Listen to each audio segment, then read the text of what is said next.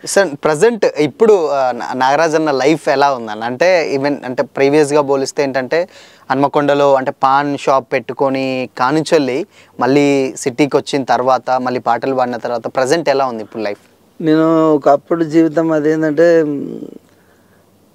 అప్పటి వరకు తాక్కుంటా తిరుక్కుంటా మస్తు ఎంజాయ్ చేసిన రోజులు ఉన్నాయి. అది కాదు జీవితం. ఎందుకంటే ఆ నాగరాజు ఎట్లుండేదంటే పొద్దున్న లేచుతుంటే ఆ రోజుదే చూసుకునేది. జేబులో 500 ఉంటే 1,00,00,000 మంది అయినామా, చికెన్ బిర్యానీ తిన్నామా, ఇంట్లో ఒక 100 రూపాయలు కూరగాయలు కొనుక్కపోయినామా, వాళ్ళకి అప్ప చెప్పినామా, తిండి పెట్టినామా, బియ్యం ఉన్నాయా, అది చూసుకొని అప్పటి మందమే. అది జీవితం, అది కాదు అసలు.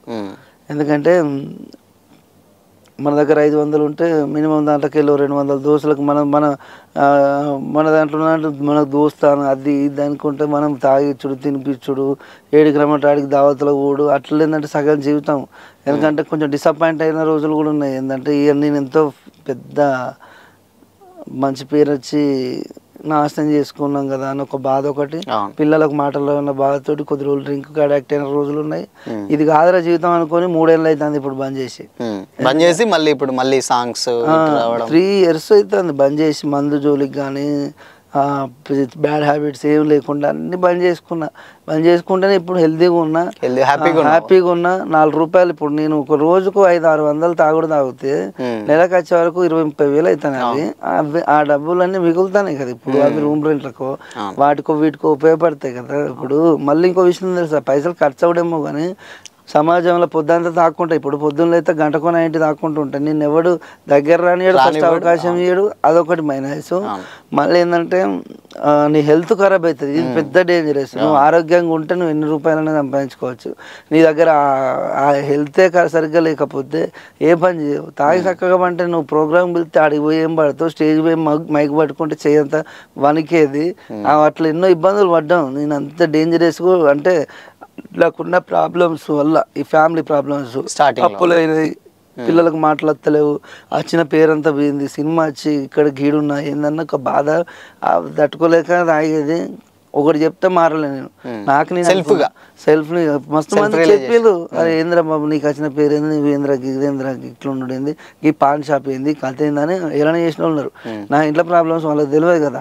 నేను ఏదోటో చేసి పని చేసి అయితే నా పిల్లలకు నా వాళ్ళకు బో పెట్టాలి, ఇంట్లో మంచిగా చూసుకునేది. ఏ గొడవ పెట్టయిపోయేది. తాగినామా తిన్నామా మనం ఎంజాయ్ చేసినామా చక్కగా పోయి పన్నామా, ఇదే కథ ఉండే. కానీ ఏ గొడవ లేకుండా హ్యాపీగానే ఉన్నాం. కానీ నాది నేను అనుకున్నా, నేను తాగచ్చులేంది, మా మిస్సెస్ నన్ను లేపి అన్నం తినిపించలేంది, బాధలేంది, నన్ను లవ్ చేసి ఒక అమ్మాయి వస్తే ఏదో నన్ను ఎట్లా మంచిగా రాని లెక్క చూసుకుంటాను, ఆ అమ్మాయి ఎన్నో ఆశలతో వస్తే ఇంత ఘోరంగా బాధ పెడతాను అని నాకు నేనే అనుకొని రియలైజ్ అయ్యి అన్ని బంద్ పెట్టుకొని ఇది కాదు జీవితం అని మళ్ళీ అంతా హన్మకొండ అవన్నీ వదిలేసుకొని సిటీకి వచ్చి కొద్ది రోజులు కష్టాలు పడ్డా కానీ అది తొందరలోనే క్లిక్ అయిపోయినా. నాకు నేను తెలిసి ఎవరికి హాని చేసినాను కాదు. ఫస్ట్ ఆఫ్ ఆల్ తెలియక ఏదైనా తప్పు చేస్తే చేయొచ్చు, కానీ నాకు తెలిసి వానికి ఇబ్బంది కలిగిద్దాం, వాడిని ఇట్లా చేద్దాం, వాడిని ఇబ్బందుల పాలు గురి చేద్దాం అనుకునే మనస్తత్వం మనది కాదు. కాబట్టి మంచి చేసేవానికి ఎప్పుడైనా దేవుడు మంచిగా చేస్తాడన్న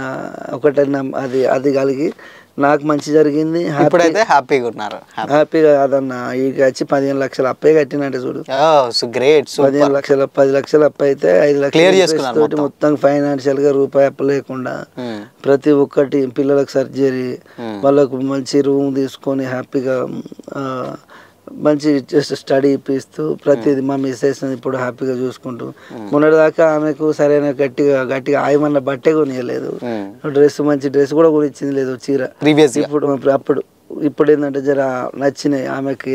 నేను ఏదైతే అనుకున్నానో నా మనసులో మా మిస్సెస్ అట్లా చూసుకోవాలి ఇట్లా చూసుకోవాలి నేను ఇప్పుడు చూసుకుంటాను. కాబట్టి జర సాటిస్ఫై ఉన్నది. ఎందుకంటే ఒకరిని చేయి చాచి అడగకుండా 4 రూపాయలు దాచి పెట్టుకుని వచ్చిన అవకాశాన్ని సద్వినియోగం చేసుకొని అది ఎక్కువకో తక్కువకో ఇంత నాకు పాటకు ఒక 10 రూపాయలు మిగిలితే చాలు అనుకునేటోని నేను. నాకు పాట మీద బాగా మిగిలించుకొని బాగా అందరిని ఇబ్బంది పెట్టాడు. వాళ్ళ దగ్గర ఆ వ్యక్తి స్తోమతను బట్టి ఎంతవరకు బడ్జెట్ పెడతా ఆ బడ్జెట్నే చేసిస్తా.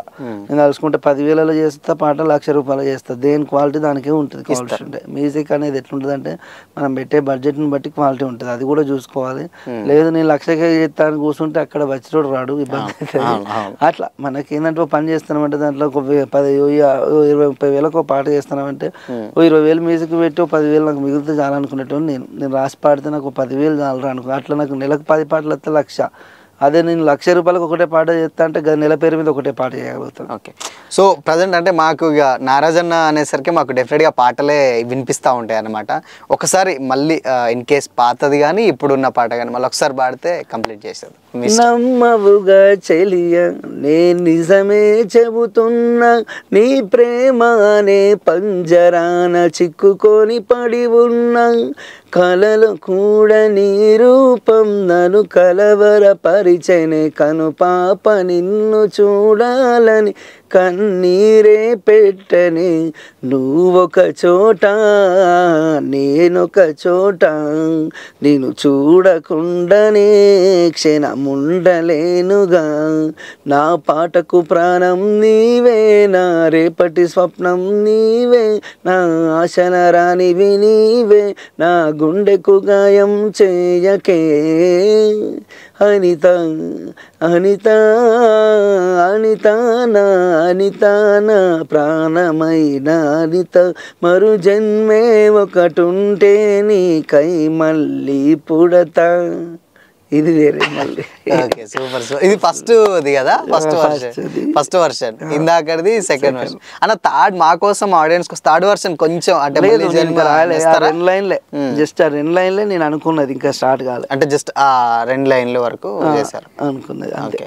సో రెస్పాన్స్ ఎలా ఉందన్న మరి అనిత 2? సూపర్ అన్న, సరిపోద్ది. ఇప్పుడు ఒక పాట నాకు తెలిసిపోతుంది కదా, నాకు ఫోన్లు వస్తాయి కదా. అవును, చాలా మంది మ్యూజిక్ బాగా అంటాను కానీ ఇదేం వస్తున్నదని ఫోన్ చేసిన వాళ్ళు చాలా మంది ఉన్నారు.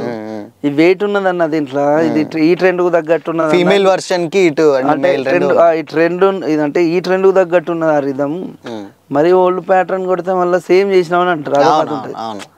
సేమ్ రిధం కొడితే అన్న ఇది సేమ్, దానికి దీనికి తేడా సేమ్ ఉన్నది అని అంటారు. ఇప్పుడు అంతెందుకే రోబో సినిమా పెద్ద హిట్, పార్ట్ 2 అంటే దాంట్లో క్వాలిటీ లేక కాదు, కంటెంట్ మస్తు పైసలు ఖర్చు పెట్టారు. అప్పుడప్పుడు ఏంటంటే ఇవి స్టిక్ అయిపోయి దానికి అలవాటు పడుతుంది, కొంచెం టైం పడుతుంది. ఓకే, దానికి తగ్గట్టు ఇంకా పార్ట్ 3 ఉంది కదా వాళ్ళది. మనం ఇప్పుడు దీనిలో పాట మంచిగా లేదని కాదు, మంచిగా చూస్తలేరు జనాలు, యాక్షన్ పోతారు. కానీ మా ఎక్స్పెక్టేషన్స్ తగ్గట్టు రీచ్ కాలేదని మాకు కూడా ఉన్నది. ఎంతవరకు ఎక్స్పెక్ట్ చేశారు? నేను ఫస్ట్ డే 1 మిలియన్ అనుకున్నా, 1 డేలో 1 మిలియన్ అనుకున్నా, కానీ పోలే. అది ఒకటి ఏంటంటే అక్కడ మైనస్ ఏంటంటే ఫస్ట్ ఆఫ్ ఆల్ ప్రమోషన్స్ తక్కువ చేసినా, మళ్ళీ పాట రిలీజ్ అయిన విషయం తెలియదు. లవ్ సాంగ్స్ పోవట్లేదు యూట్యూబ్ లో, అదొకటి అబ్జర్వ్ చేయాలి. ఇప్పుడు పోతలేవు లవ్ సాంగ్స్, ఎందుకంటే జనరేషన్ మారిందనా, ఫోక్ ఎక్కువ ఎంకరేజ్ చేస్తాను యూట్యూబ్. అంటే జనాలు వాళ్ళు ఎప్పుడైతే తీసుకునేది తెలుస్తలేదు. ప్రతి ఒక్కరు లవ్ ఫెయిల్యూర్ పెడతాను అలా, ప్రతి ఒక్కరు అలా లవ్ ఫెయిల్యూర్ పాటలు రోజుకి 20 పాటలు రిలీజ్ అవుతాయి ఓపెన్ చేసే వరకు. యూట్యూబ్ దాన్ని బూస్ట్ చేయలేకపోతాడు, పోతలేవు. దాని కంటెంట్ సేమ్ కంటెంట్ అవుతుంది. కంటెంట్ అయితే ఎప్పుడైతే ఓ పిల్లగా ఎంకటి పాట, అవును అది డిఫరెంట్ కాబట్టి అమ్మాయి ఒక మూమెంట్ హిట్ అయింది, అమ్మాయి ఎగిరిన దాంట్లో ఒక మూమెంట్ హిట్ అయింది. ఆ వీడియోలో ఆడియో ఫీమేల్ వాయిస్ వాడినప్పుడు సింగర్ వెర్షన్ తక్కువనే పోయింది. వీడియో పడ్డ తర్వాత వాళ్ళు ఒక స్టెప్ అమ్మాయి వేసింది, అది ఎక్కువ వైరల్ అయ్యి పాట ఇన్స్టాగ్రామ్ లో వైరల్ అయిందంటే యూట్యూబ్ వచ్చుడే చూసుడేనే. ఆ సింగర్ ప్రభాకి యూట్యూబ్ ఛానల్ ఉన్నది. పాపం అమ్మాయి మస్తు బాధపడ్డదంట. ఎందుకు అంటే 10,000కు 20,000కు బయట ఛానల్ వాళ్ళకి ఇచ్చింది పాట. ఇప్పుడు ఆ పాట ఒకటే నెలలో 36 మిలియన్లు పోయింది, ఒక 15 లక్షలు 20 లక్షల దాకా ఇచ్చింది. అంటే ఈ ఛానల్ చూసిన తెలియదు, అప్పుడప్పుడు అదృష్టం ఉంటుంది. అదే ఆ అమ్మాయికి ఆ పాట ఆ ఛానల్ పడి అంత హిట్ అయితే ఆమె ప్రాబ్లమ్స్ కదా క్లియర్ అయిపోయింది, లైఫ్ సెటిల్. అంటే ఒక 15 లక్షలు అంటే మామూలు ముజ్జనే కాదు, 15 లక్షలు అది ఇంకా పోతుంది, 100 మిలియన్ దాకా పోతుంది. 10,000 15 లక్షలు 10,000కు 20,000కు పాటతో 10,000 తీసుకుంటుంది, రాష్ట్రానికో 10,000 20,000 తీసుకోవచ్చు నాకు తెలిసి. 20,000 ఎక్కడ 20 లక్షలు ఎక్కడ? అంటే అప్పుడప్పుడు అదృష్టం కూడా ఉండాలి. ఆమెకు ఛానల్ ఉన్నది, యూట్యూబ్ ఛానల్, ఆమె అలా పెట్టుకుంటే కానీ అట్లా షూట్ చేయించుకుంటే అయ్యాయి కదా, అప్పుడప్పుడు అంతే జరిగిపోతుంది. ఫోక్ సాంగ్స్ ఏమన్నా మరి రాసే ప్లాన్? రీసెంట్ గానే ఒక పాట రాసిన, ఒకసారి పాడతాను. ప్రభతోటే పాడిద్దామని చెప్పేసి రెడీగా ఉన్నాము.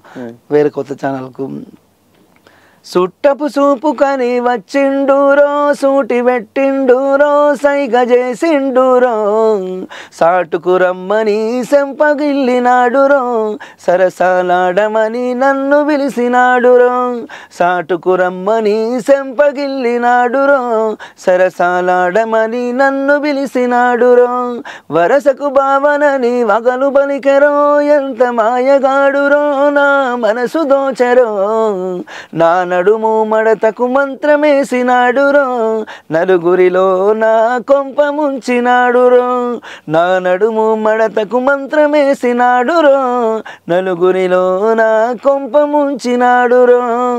Okay great.